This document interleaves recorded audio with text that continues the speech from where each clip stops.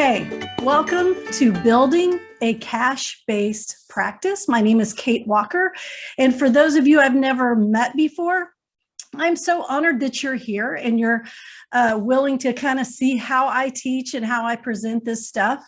I have a background in counselor education. I've got a PhD, LPC, LMFT.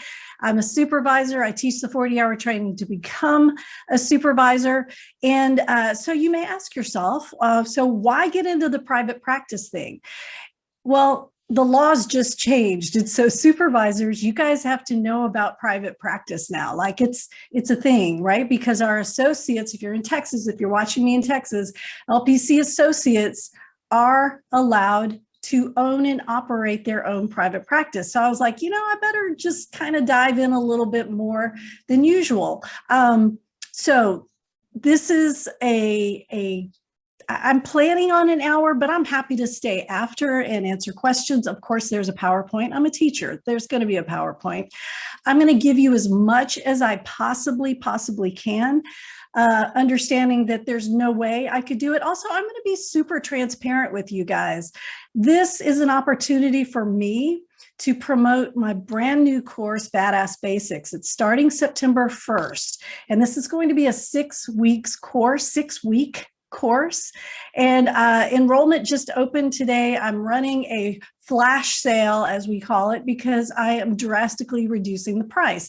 I'm going to show you a QR code during this presentation at least 3 times. So if you're feeling sold to, validate that, because I'm selling to you. I want you to know about Badass Basics. I think it's an amazing course. It's going to allow me to dive deeper with you guys. Once I sell 20 seats, the price is going back up. So if you click the QR code tonight, you get it for a discount, and you'll see that soon. If you have questions about that, we can talk about it. Speaking of questions, if you have questions for me, pop it into the chat. My trusty assistant, Jessica Tonstad, who, if you follow me on Instagram, I finally got to meet her in person in Ohio and her beautiful children. She's going to be fielding questions, and she's going to be texting me when she sees questions pop up in the chat.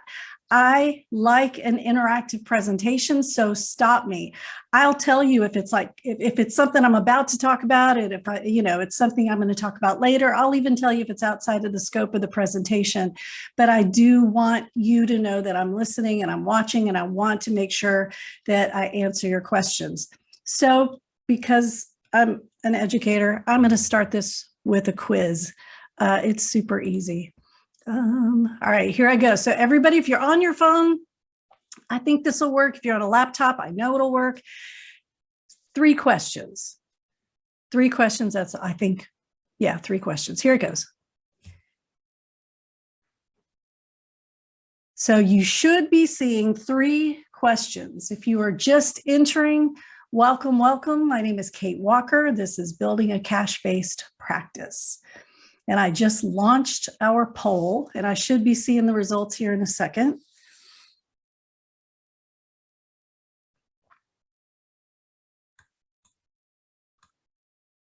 If you don't see the poll, tell me. Here we go. Now we got people answering. Can somebody give me any words of wisdom how to see the poll if you don't see the poll? Do you have to click on something?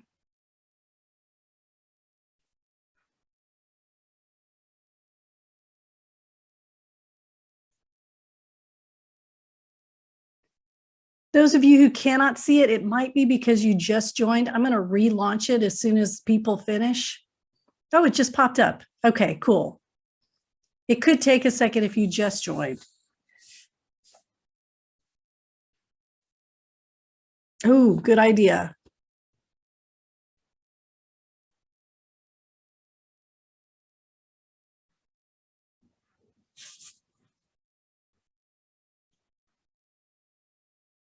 Got 30 more seconds.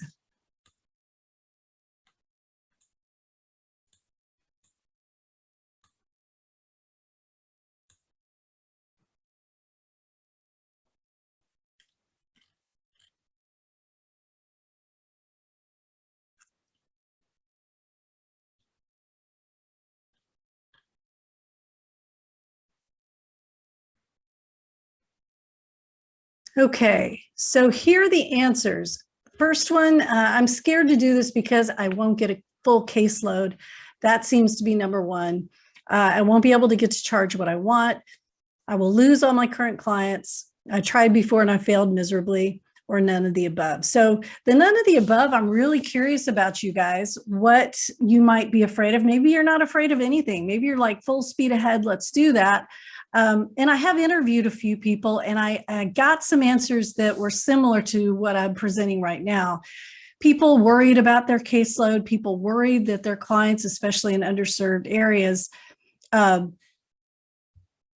oh my gosh, I thought it said 88 people entered the waiting room, but no, it was BB. Okay. I was like, whoa, hold on. So people worrying that folks in underserved areas. So I will address that. Number two, I understand all of the laws, all of them that pertain to starting a business. And that's why we're going to talk about malpractice insurance and making sure you have a good attorney. I think cash practices are bad because they're not. Right. But I see the fears and I want to make sure I validate the fears. And I hear you guys because this is something that I talk about a lot, making sure that we are serving the underserved, because Texas is a desert when it comes to counseling. There are just so many areas that do not have a practitioner, or they have an agency full of overworked, underpaid, stressed out counselors trying to serve 3, 4, 5 counties. And it's just there's no solution in sight. So I'm going to address cash pay, believe it or not. I'm going to talk about cash pay in a way to serve as a solution to that as well. All right, I'm going to end the poll. Here I go. I see you guys are using the chat. If you want to see the results, there they are. And while you're looking at the results, I'm going to share my screen.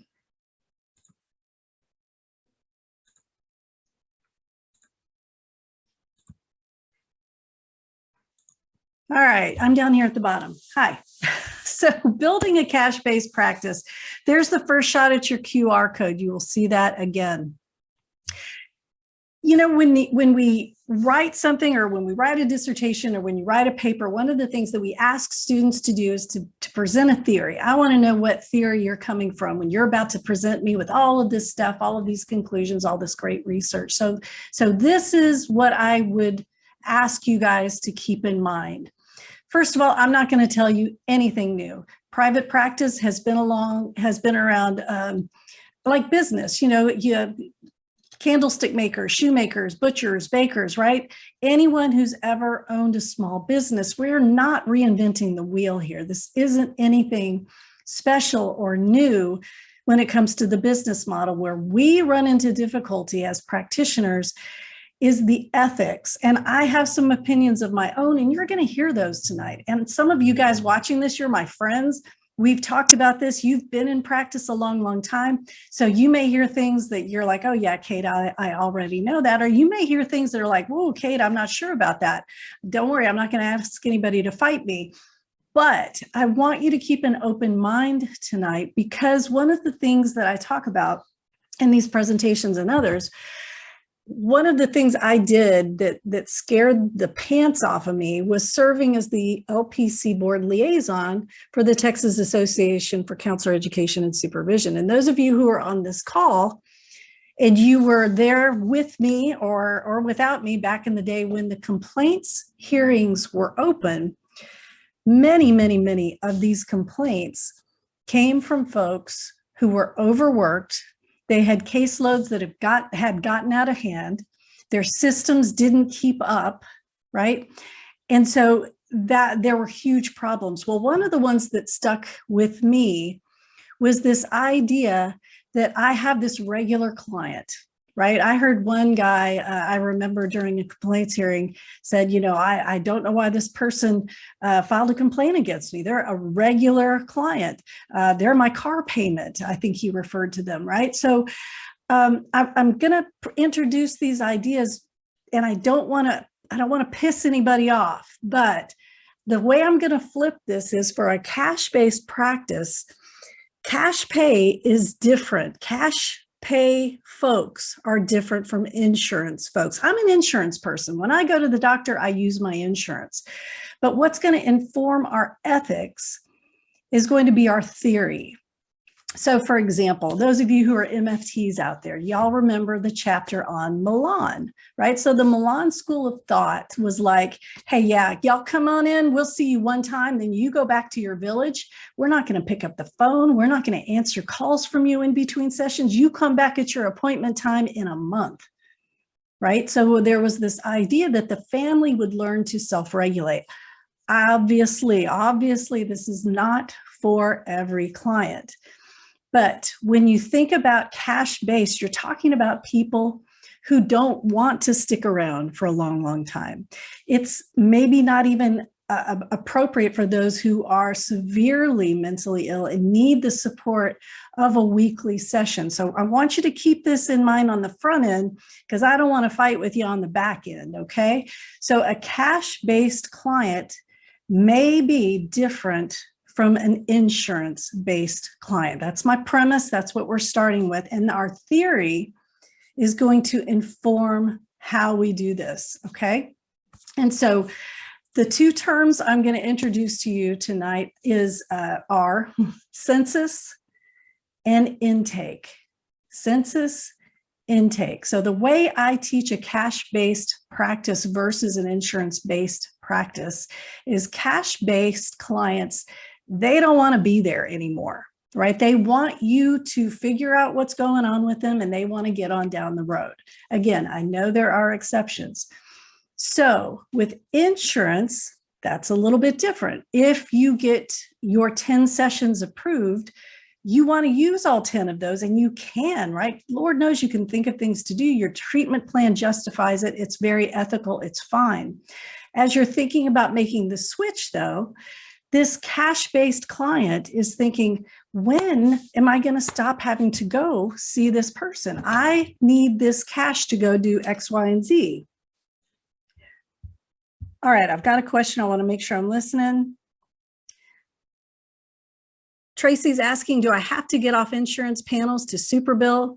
And what does transition look like with current clients? Those are two great questions. I'm going to go ahead and address those right now.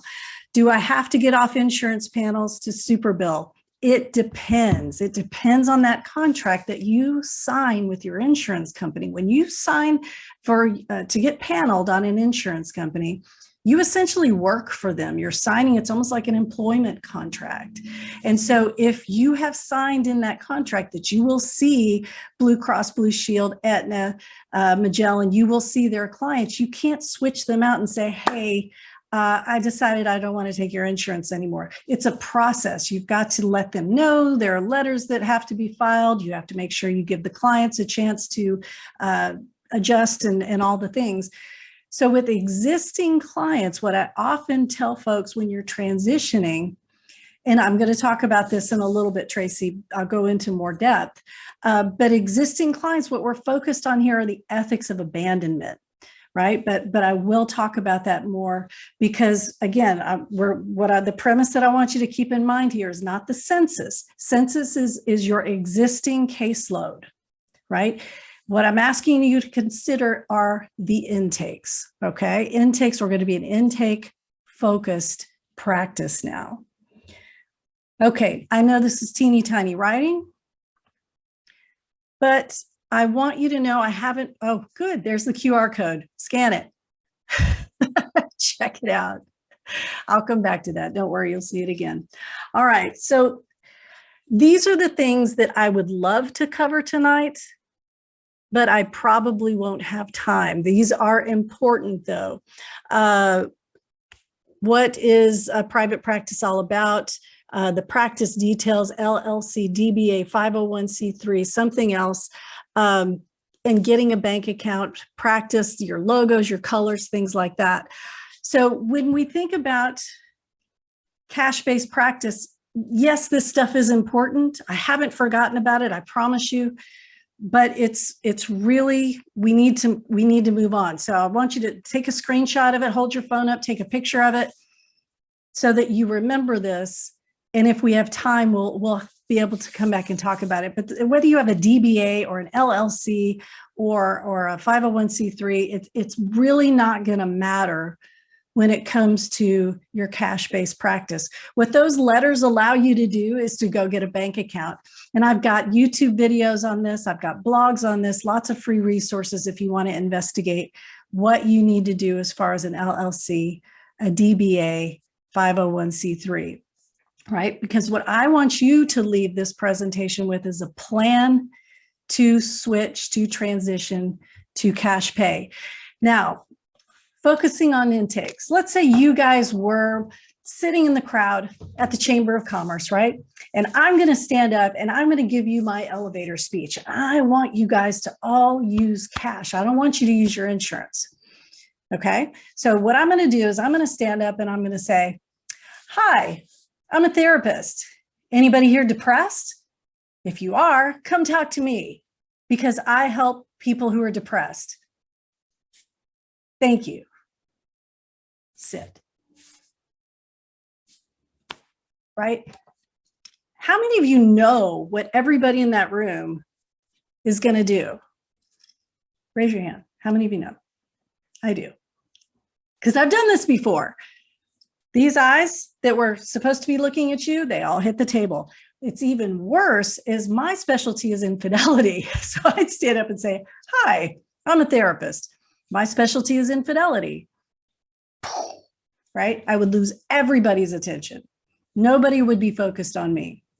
So it's very, very important when you're focusing on intakes that you cast a wide net. Now, the other thing you're going to leave this presentation with is an understanding of what a conversion call is and a conversion rate.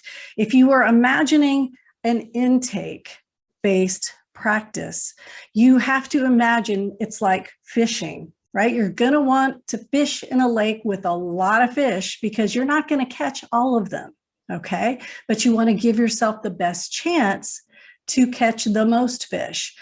The way we do that as human beings, and we know this because we're counselors, is with a human connection, an emotional human connection, our verbiage, our language. So we focus on, are we a coach? Are we a trainer? Are we helping adolescents? Are we helping people who struggle or suffering, are recovering from, surviving? Right? This kind of language is either going to bring people down or it's going to give them hope, right? And when you're connecting emotionally and you're wanting people to contact you, right? You want 10 people to contact you because they're not all going to be your client, then you must use words that will connect emotionally. So sometimes we call this, the elevator speech. I don't like that. I like to call this positioning yourself as an expert. You're going to position yourself as a community resource. You're going to position yourself as someone who's trusted for more than just the session. Now, I'm telling you guys this because it works. I'm telling you guys this because I didn't just learn this from Counseling 101. I learned this when I was taking business courses, okay? When you stand up, if you're able to position yourself as a resource in the community, the eyes are not going to drop to the table. They're going to be interested because you'll start off the conversation by asking people, do you know someone who suffers? If you do, think about how you would help them. Think about if you could give them a phone number, if you could give them the name of someone they could contact today for answers and resources. See, you're not talking to them in a way that they will be guaranteed success. You're not talking to them like, oh, yeah, this lady, she can definitely help my friend with depression. No, what you're saying is, do you know someone? Everyone in that room knows someone who's suffering. Number two, don't you wish you could give them a resource? And if you could, what would you give them? Right? And if you could give them a resource, you're answering your own question. If you could give them a resource like, oh, I don't know, somebody who would answer the phone today and offer answers and resources, right? Not necessarily an appointment, but answers and resources. That, especially in a small to a medium-sized town, is going to create a buzz. Everybody likes to know the expert that they can pass on to a friend, and that can be you. You can be that expert. So number one resource when you're thinking about transitioning to a cash-based practice is getting over that self-sabotage, that imposter syndrome that you have of positioning yourself as an expert. Because remember our premise, cash pay clients are different from insurance pay clients. It goes back to that old medical model, right? Insurance-based clients are thinking, well, it's kind of like having a doctor. I'm going to go to my provider list. I'm going to see. And for persistent mental health conditions, that's appropriate. But if someone just found a joint under their 13-year-old daughter's pillow, right? They're just freaking out. They're just wanting someone at the end of the phone or the computer that they can talk to find out what to do next, right? And they may, we know that insurance companies are notorious for putting ghost providers, and I'm not trying to scare you. This is a thing. They put ghost providers. It's basically unupdated lists, right? They're providers that don't take anybody anymore. They're just there. And the people call, nope, can't get in. And so this is my first little nudge to try to help you understand that cash pay is ethical for underserved communities, because so many underserved communities are also underinsured. All right, so any questions before I get into more teeny tiny writing? Jessica, anything?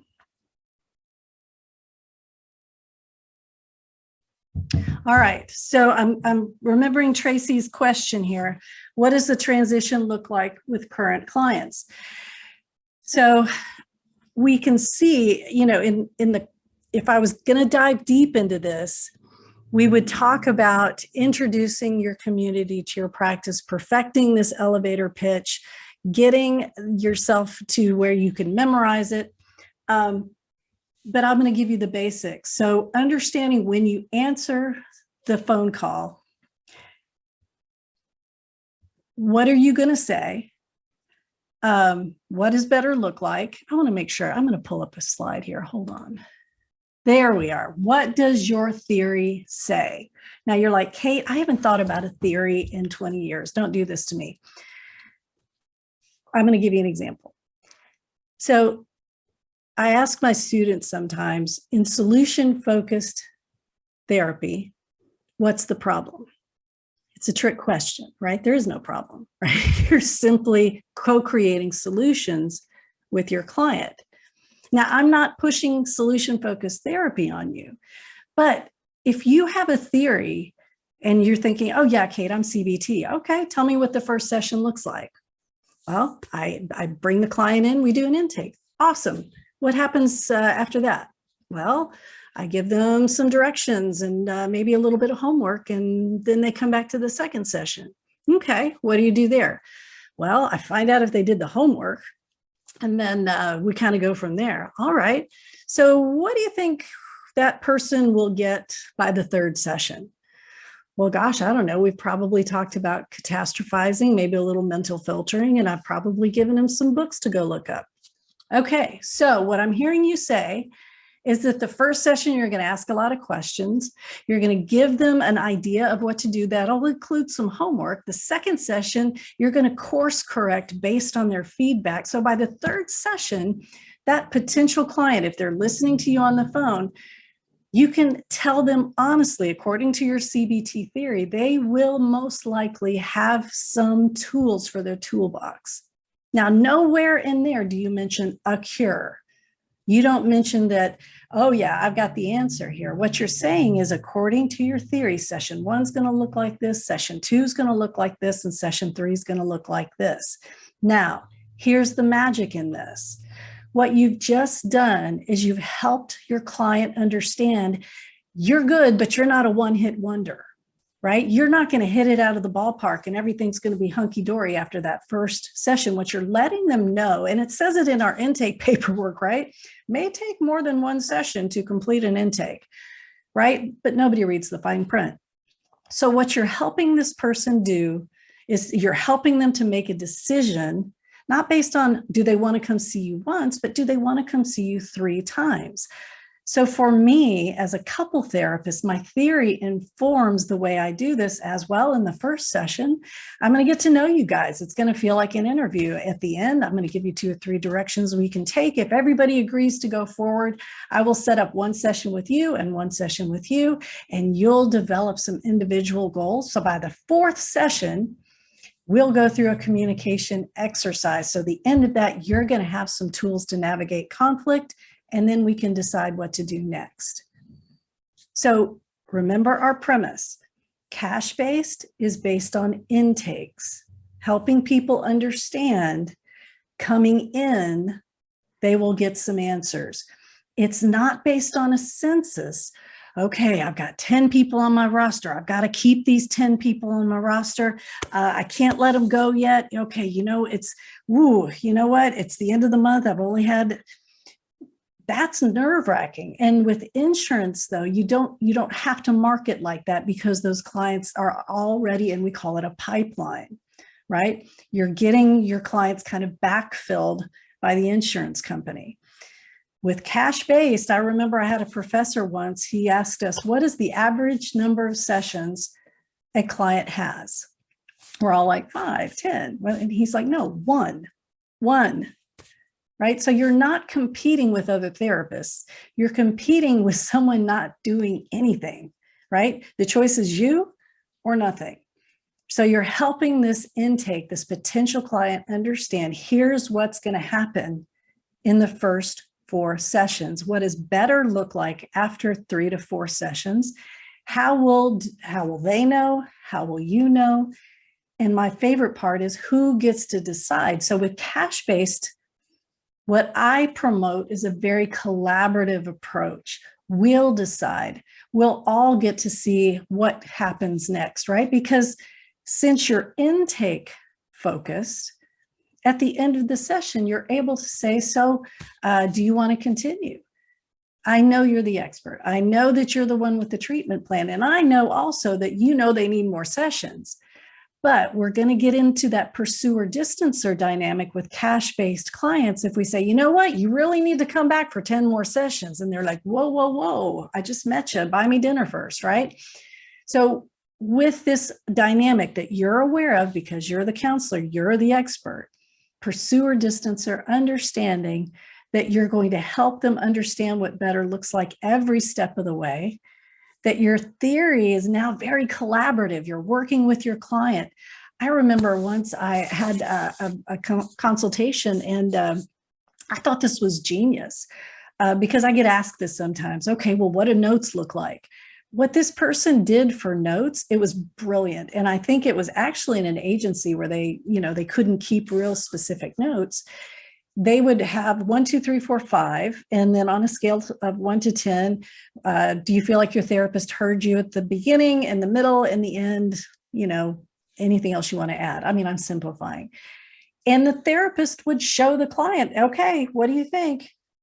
And that way the client was actually almost writing their own note, because with cash-based, your note defers to the state criteria, right? Aetna may say, no, you got to have this, you got to have this, you got to have this, you got to have this, and it's got to have X, Y, and Z and all these things.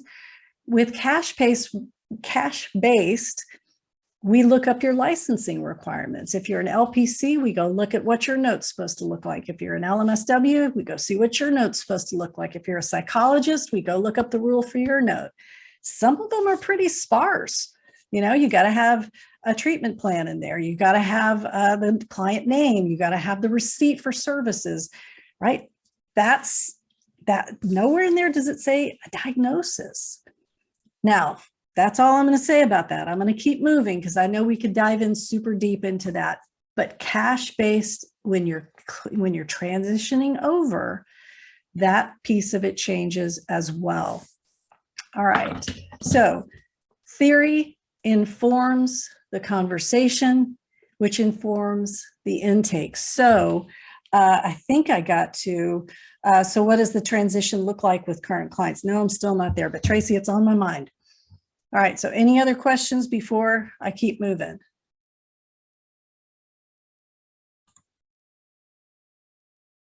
Because we're going to talk about money now.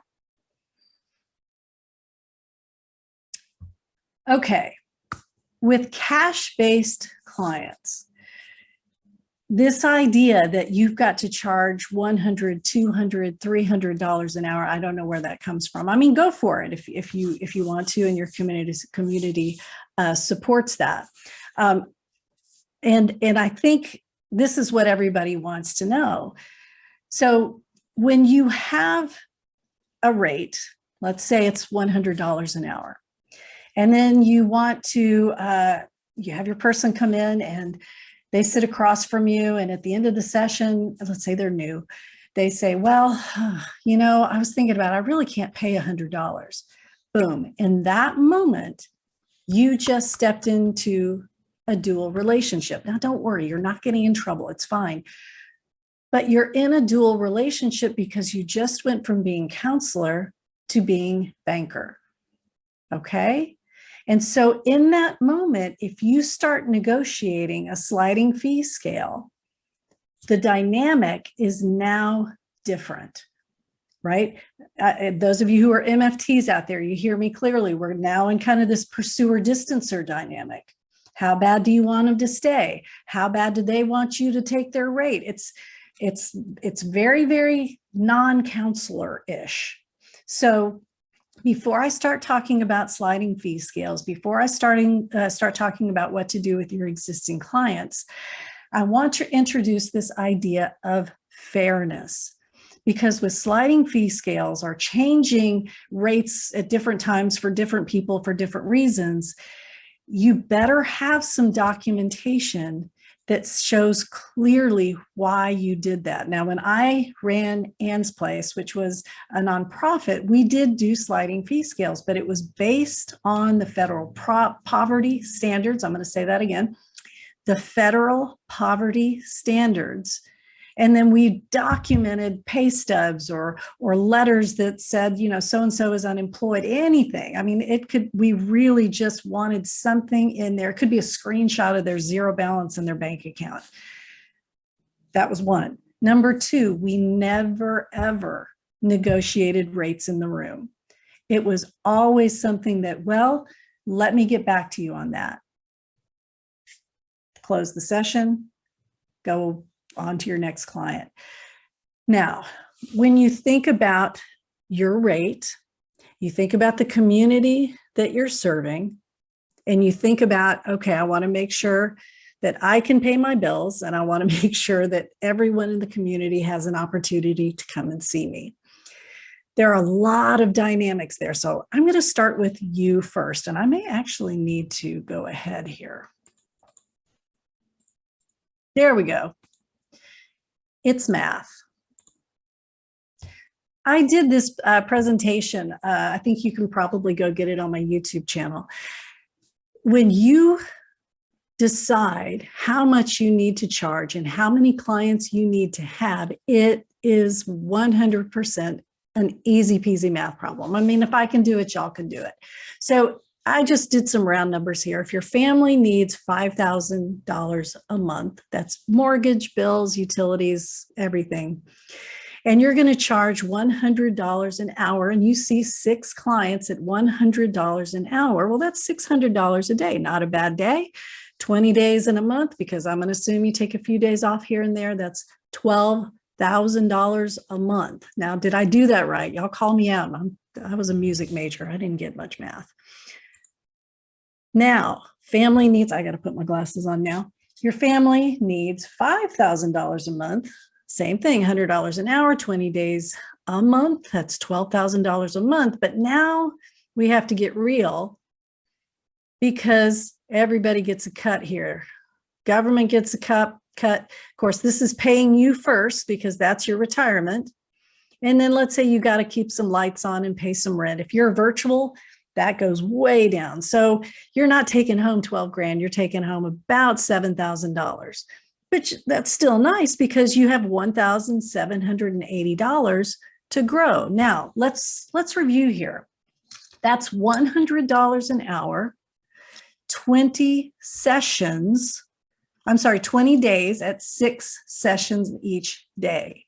That's still, you're working really, really hard, But at least you know, okay, what can I do with that $1,780? Well, if I don't need it, if I have a supportive partner and they're going to feel, they just need me to make that, let's say $6,000 a month or $5,000, I can now look at my calendar and I can devote a day perhaps to a sliding fee scale. I don't like sliding fee scales myself. I'd prefer if you just picked a rate based on your community, right? Because in the underserved areas, we all kind of assume that everybody's on something. Well, no, they're not, right? They're not always on insurance, or they don't want to use their insurance, or they don't want any documentation at all.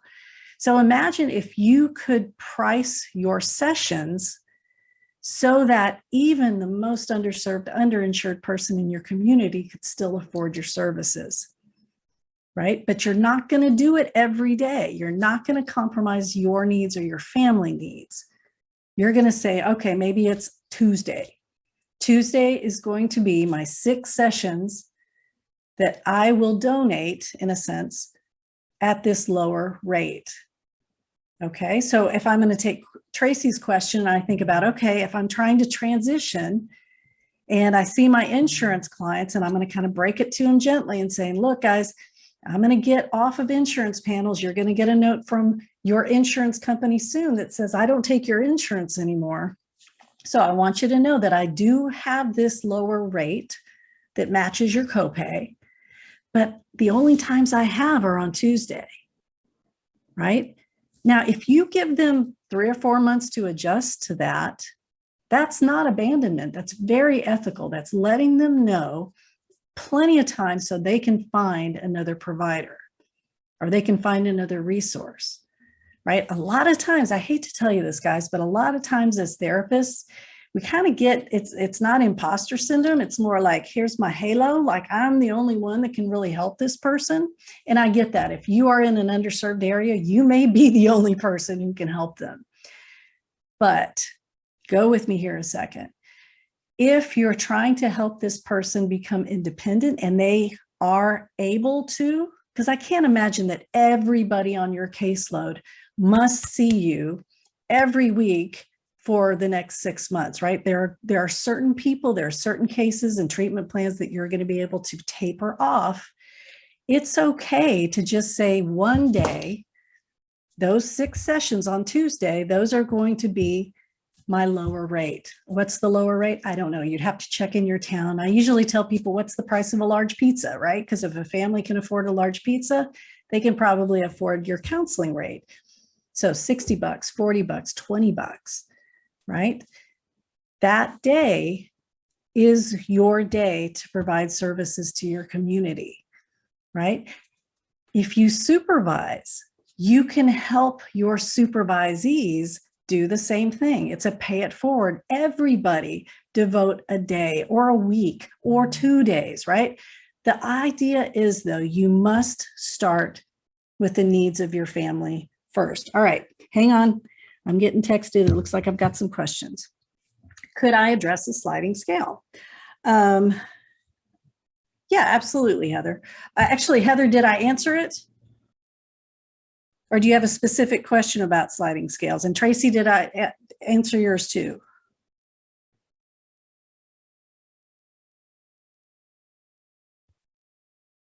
Okay, good deal. So here's our math, right? Let's keep going.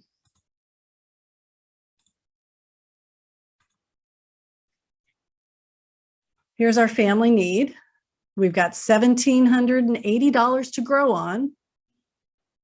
Now, here's the issue. Not everybody comes every single day, right? 6 hours a day, 5 days a week, that's 30 clients, right? It's not 120 clients. We're talking 30 clients that come 4 times a month. If we assume a 5 to 10% no-show rate, 1 to 3 appointments a week, they won't come. Then we're back to that intake, right? Remember our premise, we're going to focus on intakes, not a census. So your intake, how you talk to them, how you present yourself to the community, positioning yourself as an expert, being available to take that phone call. What do you say when you get that phone call? Now, I don't have time to dive too deeply in it, but there is a YouTube video where I talk about the 10-minute consultation. I am going to preach the 10-minute consultation till I die. It's a great way to save time and not play phone tag. And you can actually schedule these clients in a way so that you can ethically refer them out. You're not going to be a good fit for everybody, right? So as you're telling them what to expect in session 1 and session 2 and session 3 and session 4, and then you say, okay, yeah, and my rate is $100 an hour. Oh gosh, that's not going to work for me. Or Tuesdays, there's no way I can do Tuesdays. Okay, no problem, because I see that there's a resource over here at the First Baptist Church where they have this over here. Well, I don't like church. Okay, well, the Al-Anon meets over here. Well, I live out of town. Well, if you can go online, now I don't have access to internet. Okay, now we're getting down to the real issue, right? So if you live in an area that's underserved, your Rolodex, and youngsters, that's the thing we used to do that had phone numbers and we had contacts in there. You must have a robust everything. I used to have everything from people who would donate money for electric bill to, where people could get temporary housing. I had where people could get clothing, right? So depending on your area, I hope you're ready for this. Once you start positioning yourself as the expert, you will get phone calls. So having a 10-minute consultation, having software where you can field that without losing your mind and playing phone tag is vital. So please go to my YouTube channel. Of course, we're going to talk about it more in the Badass Basics course. Question from Sandy: if Jane Doe has a $25 copay and John Deere has a $60 copay, can I charge Jane $25 and John $60? Again, it goes back to your contract with the insurance company. You must stick to the contract that you agreed to. Otherwise, it's insurance fraud and you can get in big trouble. Now, what I think you're asking though, Sandy, is once you transition off insurance and you're trying to help your clients understand that you're not going anywhere, I think that's a beautiful idea, right? Help them understand, look, if you can come on my day, on that Tuesday when I'm seeing clients at the lower rate, you're still paying your $25 copay and you're still paying your you're not going to call it a copay. Don't call it a copay, but you can help them understand that it'll stay at the same rate as long as you make sure, and I can't emphasize this enough, please don't come back later and say, Kate was telling everybody how to, no, insurance paneling, that's serious stuff. So just make sure it's very clean break.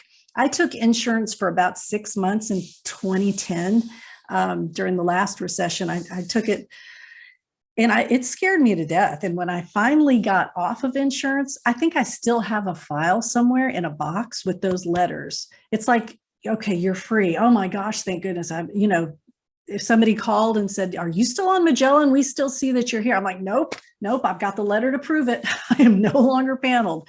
So just if you're going to get on panels, or get paneled and credentialed and then get off and do what Sandy here is talking about, just please make sure that you verify that you are off, that you have that documentation. All right, here are other things we talked, I don't have a lot of time to get into, but daily operations, this is what I was telling you about with when I was the liaison for the LPC, I'm sorry, for TASES to the LPC board. If you don't have the funds to get electronic health records, please don't keep files under your bed. If you don't have the funds to get scheduling software so that you can do 10-minute consultations, please don't have things on your phone popping up during session or during lunch with client names and protected health information and things where there's no business associate agreement. So this is a big conversation. But it's not really about cash practice. It's about any practice. You've got to make sure that your systems are scalable. So here's the super bill. So if you don't have this, I'm happy to make that available to, it's basically, I can't click on it. A super bill, for those of you who don't know, this will be your friend if you transition to cash-based practice. There's even a way to check potential clients benefits, which makes them very happy, because then you can tell them, or you can have your billing person, billing, I'll put that in quotes because you're not going to bill anybody. You can let your potential client know, well, it looks like you have some out-of-network benefits.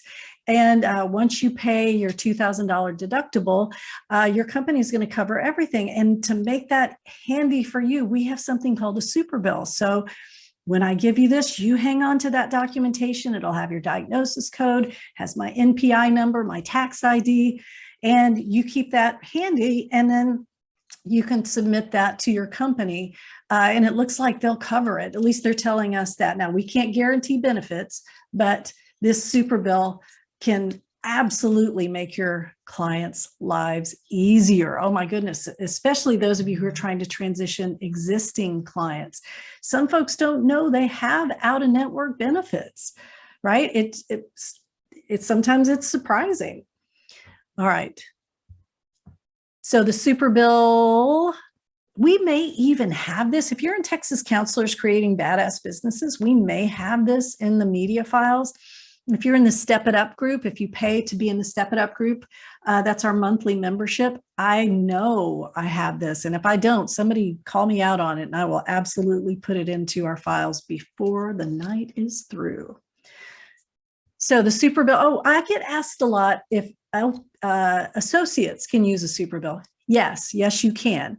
9.999 times out of 10, nobody's going to pay it.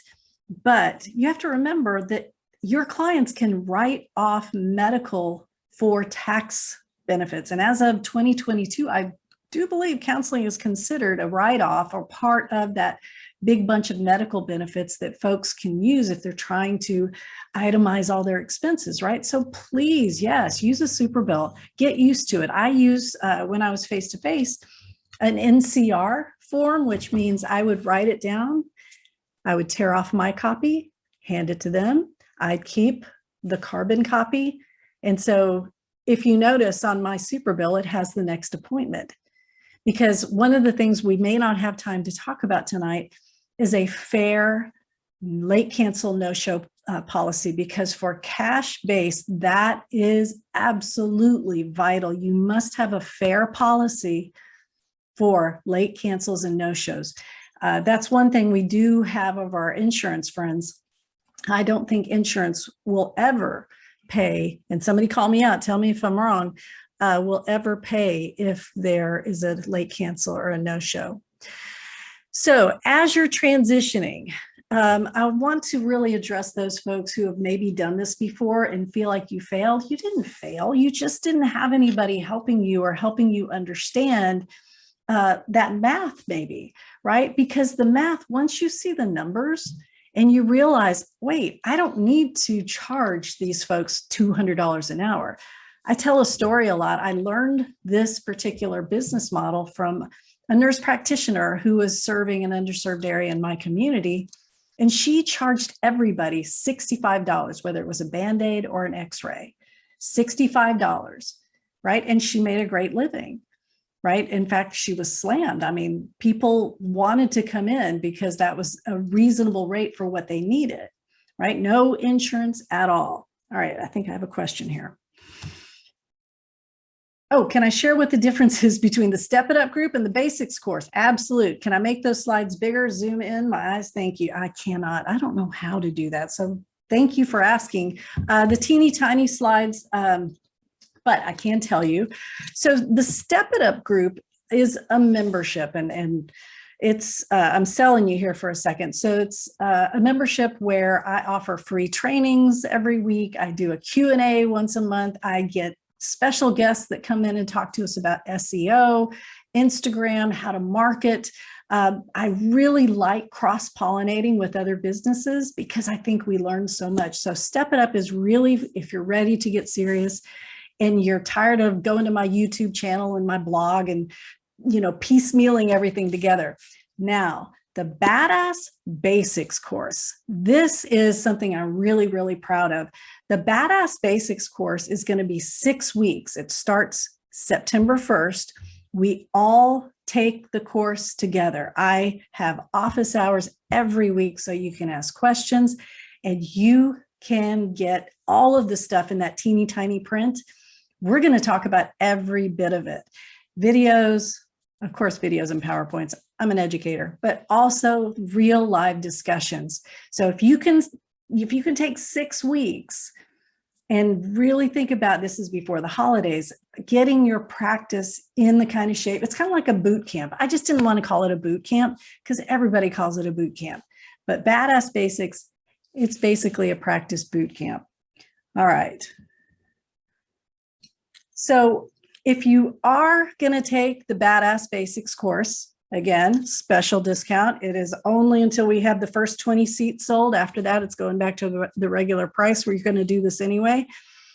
If you're going to try to do this without me, you can do it. Don't worry. You got this, but you must set SMART goals.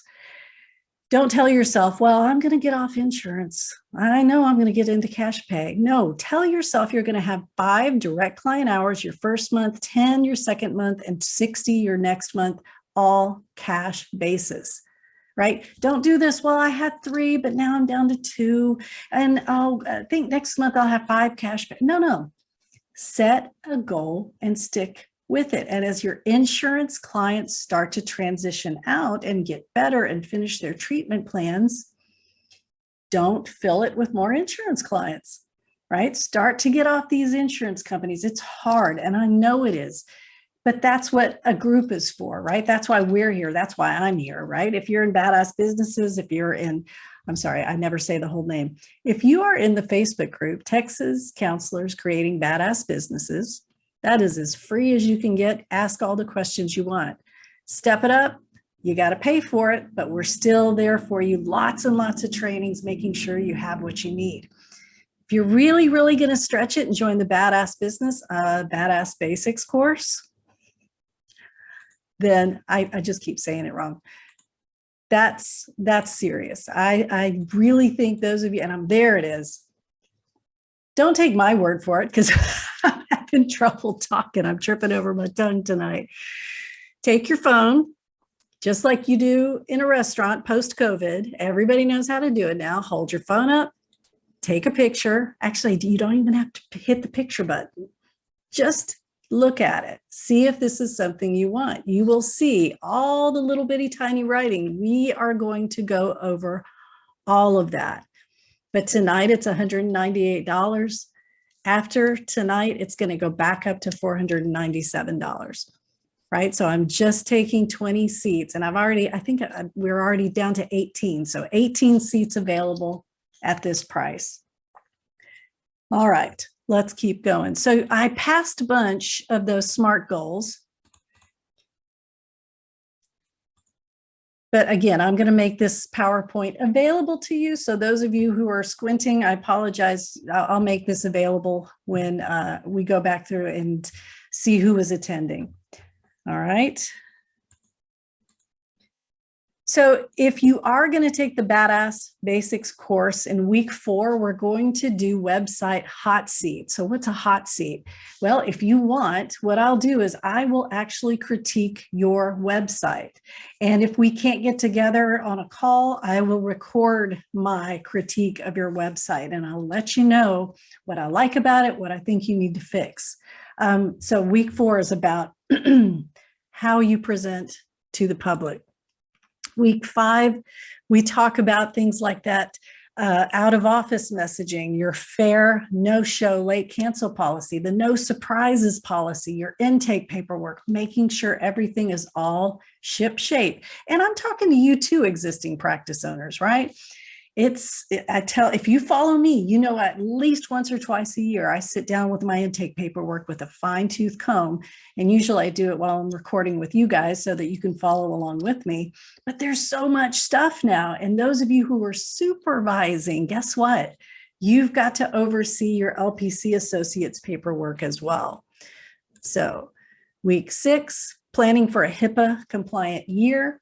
If you're in the Step It Up group, you saw Vanessa Hillis give a presentation about HIPAA and how you must have somebody on your staff who is your designated HIPAA auditor. We will talk about all of that in week 6. Remember, your systems, especially if you're cash-based, must grow with you. You're awesome, but don't break your arm patting yourself on the back. You're awesome, and your practice is going to grow because your community needs you.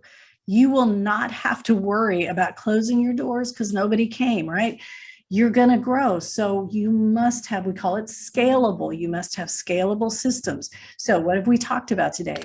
Heavy on the intakes. What is a scalable system? You can't be playing phone tag and email tag and texting tag, not when you've got 40 people on your client list, right? So you must develop ways to capture existing client communication.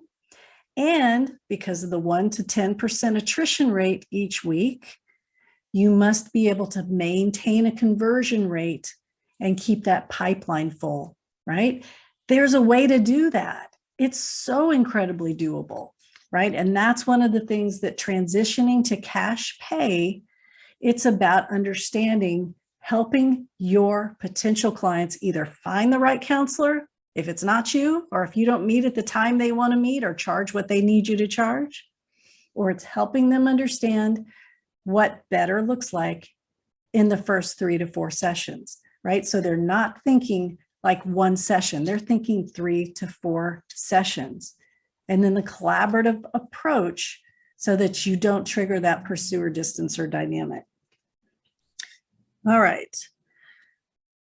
Do I still offer the monthly training for CEs for supervisors? Heck yes, I do. We have the season tickets on sale until September 23rd. Go to Kate Walker Training and look for supervisor consultation group season tickets.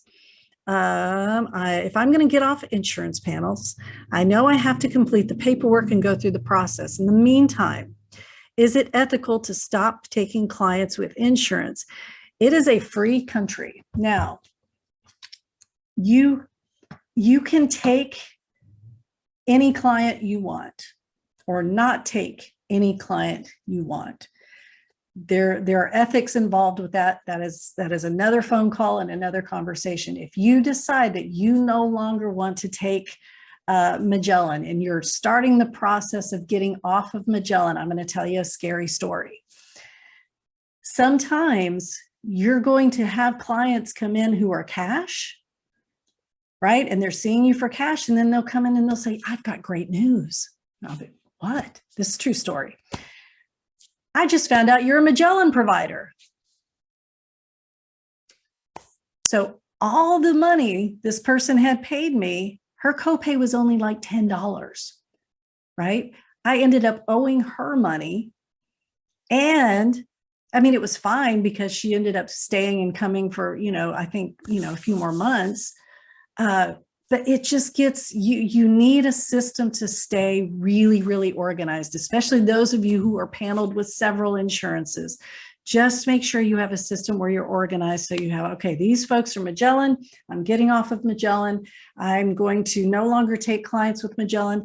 I highly recommend having another person who you're able to contact to check benefits, right? Because again, if you're finding out these folks have Magellan and you're not going to take Magellan anymore, and you're going to say on the phone, hey, hey, I'm not going to take Magellan, but you're welcome to use cash, right? That's great. There are a lot of professions out there. And that's one of the things I do want to end this tonight. Where are these cash-based clients, right? So one of the things I realized working in the Houston area are pilots. Pilots don't like using their insurance. They have fabulous insurance. They don't want to use their health insurance for couple counseling, right? Because with insurance, I got to put a diagnosis, right? And maybe the insurance doesn't even pay for couple counseling. So it's okay, again, a free country, if you let your client know that you're not taking it anymore. And they say, well, that's fine. I want to pay cash anyway. Just fair warning. If it comes back later and they say, you know what, I do want to use my insurance, that gets really icky and complicated, right?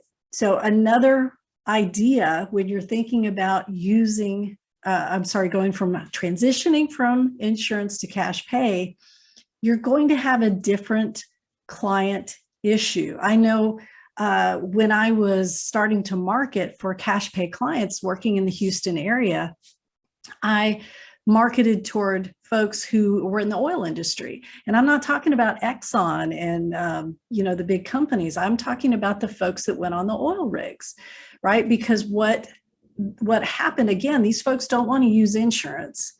And I could work with their schedule. I could do virtual, and they were able to come any time of the day when they were home, right? So I could have 10 o'clock, 11 a.m. in the morning filled and then I started marketing to small business owners, right? Auto mechanics, folks that own small practices, physicians.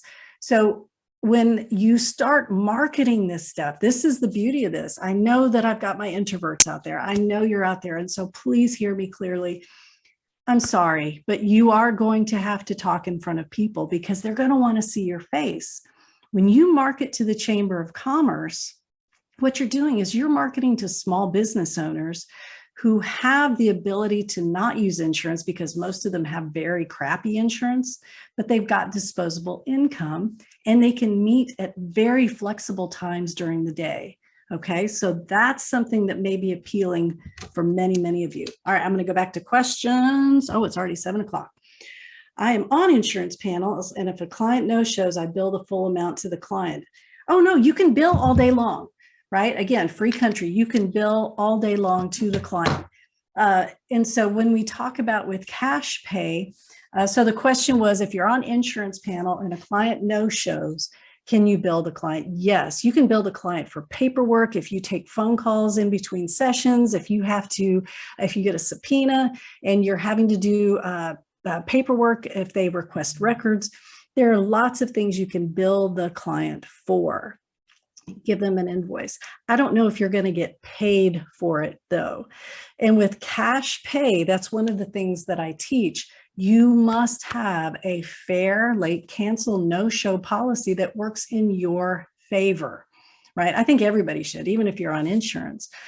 But with cash-based clients, because you're working this intake rather than maintaining a census, it is vital that you're able to charge clients if they late cancel or no-show you. All right. Let's see what else I've got here on the slides. Oh, look at that, another QR code. Everybody take a picture. Badass basics. Get it while it's hot. I had fun making the video though. Y'all watch the video. Tell me what you think. I don't know what I was going for. Like those Mattress Mac commercials. It was a lot of fun to make though. Okay, let's see. If you complete a phone consult and schedule an initial session with a cash pay client, can you ask for a non-refundable deposit to secure the first appointment? Ooh, that's a great question. I get asked that a lot. Here's my stance on that as a counselor educator and as someone who studied ethics and the law. I don't believe that a counseling relationship exists formally until the paperwork is signed. So take this for what it's worth. If you let them sign through DocuSign or HIPAA compliant jot forms or something like that, and you say, yep, we're official now, we're officially counselor and counselee, right? Maybe legally, but there's no real connection there. You don't know them, they don't know you, 10 minutes. So all that to say, I've never charged for an initial no-show. If somebody initial session no-shows me, I have a little box that I uncheck on my scheduling software that means they can never schedule online ever again. They will never get any emails from me because my system generates HIPAA compliant follow-up emails. So I protect myself after that, but I don't go after the cash with someone that I don't know, right? It's just, for me, again, I'm going to own that. That's a recipe for a complaint. And there are better ways to do it. There are way better ways to do that. And I can teach you that, how to make sure that you're selling yourself in a way that it's a good fit, right? And making sure that the client has a lot of buy-in. I'm not saying that I'm going to absolutely make your first sessions no-show proof, right? I can't do that. But understand there is a way to do this so you have more success. All right. Let me see. I hope everybody's taking their pictures. Now, I keep saying take pictures. I have been to a restaurant. I know how these work. I know you don't actually have to hit the little shutter thing. You can just, it'll pop up. So here are some parting resources. Again, I am always going to try to give you free where I can. I have a YouTube channel. I have Texas Counselors Creating Badass Businesses Facebook page. I have a blog. I have an Instagram account. Follow me, follow me, follow me. Yellow Brick Road. I highly recommend these books. Take a picture of it. These are great. Cross-pollinate with other industries. Please don't just stay in the counselor world. The Badass Basics is a boot camp. I will get you into shape. I will get your practice into shape. We're going to work on your mental idea of what a cash-based practice will look like. And I teach cash-based practice. I don't know really how to do insurance. I mean, I can tell you kind of the ins and outs of HIPAA, but really I'm looking for people who want to build a cash-based practice or transition to one. That's kind of my secret sauce. That's kind of where my forte is. I can help you do that in a way that's ethical and it won't drive you crazy. I don't want you to work so hard you burn out. No matter what kind of practice you have, please start thinking full-time and please don't let these systems kind of start eating away at your time with your family and your friends and your hobbies. Structure your time, structure your money, set good boundaries. The blog post we posted this week on Instagram and on LinkedIn was all about boundaries in business. So incredibly important. Create a vision board. Right? Make it visual, put it in front of you. If your brain speaks images, that's the language of your brain, emotions and images. Google these things. You must have a good business attorney. You must have a good CPA. Join Texas Counseling Association. They have an attorney on call. I think we've got some great attorneys, maybe even on this call tonight. You can go on Facebook. There's some wonderful folks you can follow. They would love to have your business and take your consultations.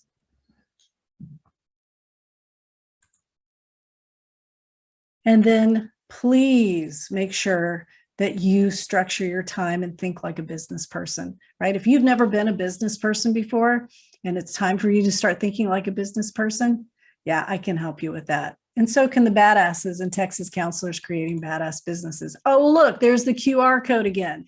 Remember, this is for the Badass Basics course. You pay $198 tonight. The course opens September 1st. We close enrollment at midnight, September 1st. All right, the course starts. I'm not going to open it again this year. It's going to be 6 weeks and we finish up and we're done. So I'm going to hang out for a few minutes and I'm going to stop my screen share. Anybody have any more questions for me about transitioning to a cash-based practice? My goal was to help you understand you must have a theory. You must have a philosophy of intakes over a census, right? And then okay. I found this on the web. Oh, for you thanks, must Siri. have a philosophy of intakes over a census. I accidentally said, hey, Siri. But ask me questions. Tell me what I didn't cover.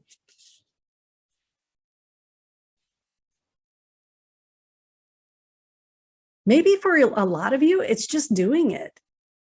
It's just doing it. It's saying, okay, I'm going to save Tuesday for sliding fee, lower rate, and then I'm going to work my butt off and try to fill my calendar on the other days at the rate that will help my family pay their bills, go to college, help me retire, right? Remember, you come first. And that's what this cash-based thing is all about. So we are recording and I'm going to stop recording so that if you do want to ask questions, you can go ahead and unmute.